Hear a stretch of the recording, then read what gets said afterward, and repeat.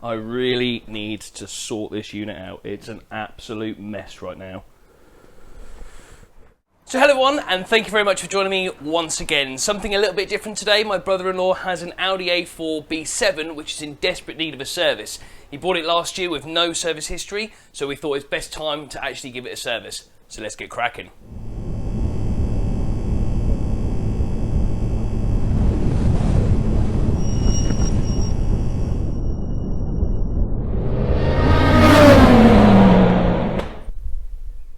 Okay, so here we go, the Audi A4 B7 2-litre TDI. Now we're going to be doing a complete service on this today, so oil and filter, cabin filter, air filter and a fuel filter.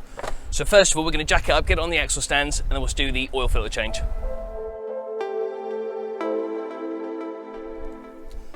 Okay, so with it now on axle stand, with the jack still supporting it, that should be absolutely plenty to get the oil drained. Now if we look just up here, the actual sump is here and the sump plug is just on the left hand side here. So what we need to do is just get a bucket and then we will take that off and get the oil drained. Okay, so like I said, the sump plug is here on the side. You're going to need a 19mm socket.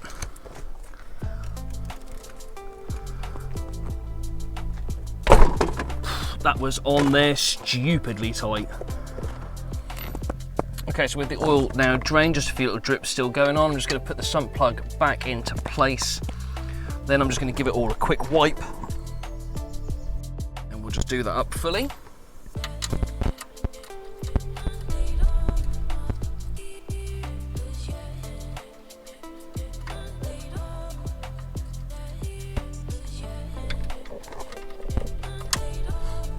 Now these don't have to be as tight as what I've just undone, literally a nice nip up is absolutely plenty.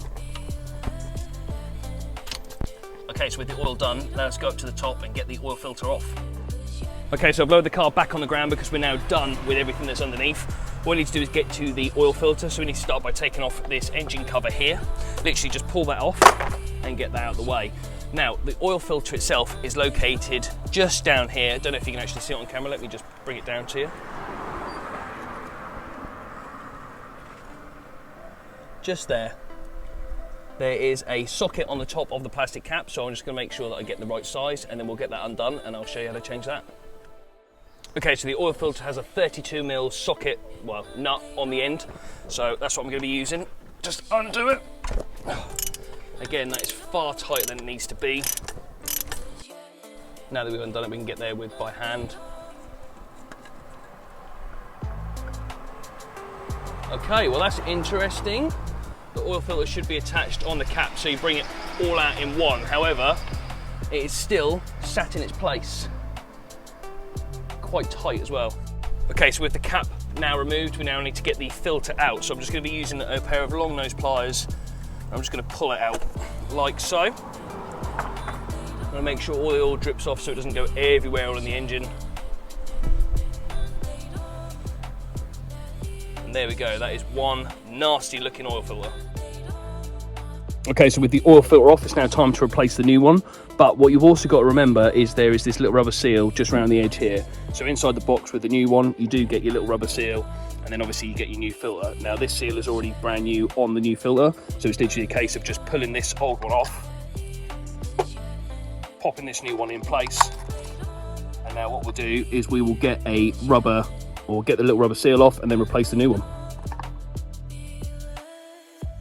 Okay, so there we go, the new seal is in place, the new filter is in place. We can now literally pop this back in and tighten it up.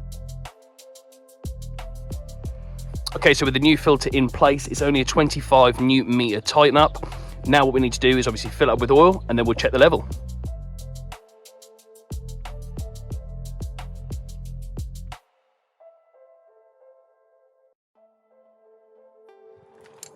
Okay, so now it's fuel filter time. The fuel filter is located here on these engines and it's pretty straightforward. You've got these two pipes and then you've got this clip with the two pipes attached as well.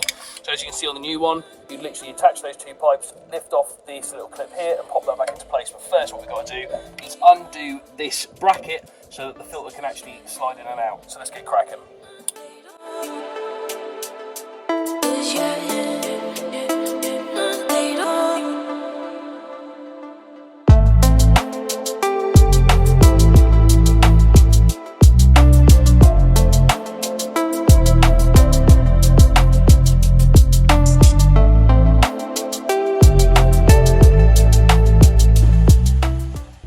so with the fuel filter removed, this section of hose here, which clips into the actual fuel filter, there are 2 seals, a black and a blue. Inside the kit, you actually do get new ones. Make sure you replace them because they become extremely brittle with the diesel and the fuel inside the fuel filter. So obviously they can start to cause leaks.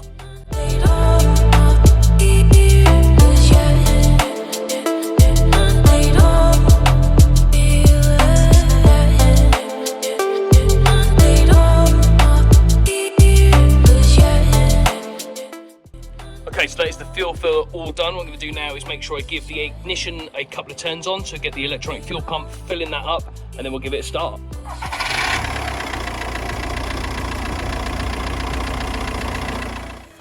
Okay, so with the fuel filter now done, let's get the air filter done. Okay, so on the B7, the air filter is actually located underneath this air intake pipe. As you can see, the box is just there. There's 2 screws here. I'm pretty confident that if you just take them off, this whole top piece should be able to come off, and then we can slide the filter in and out. Okay, so I always give the air filter a good look because to me that's a great indicator of how well serviced this vehicle has been, and I'm pretty confident that this vehicle has not been serviced regularly in the slightest. And here is what it looks like inside the box. Absolutely disgusting.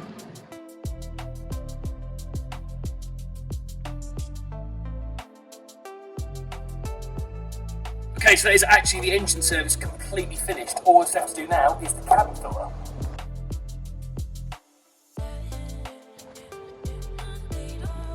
Okay, so the cabin filter is primarily used to stop bits and pieces flying at your face when you've got the air conditioning on the car.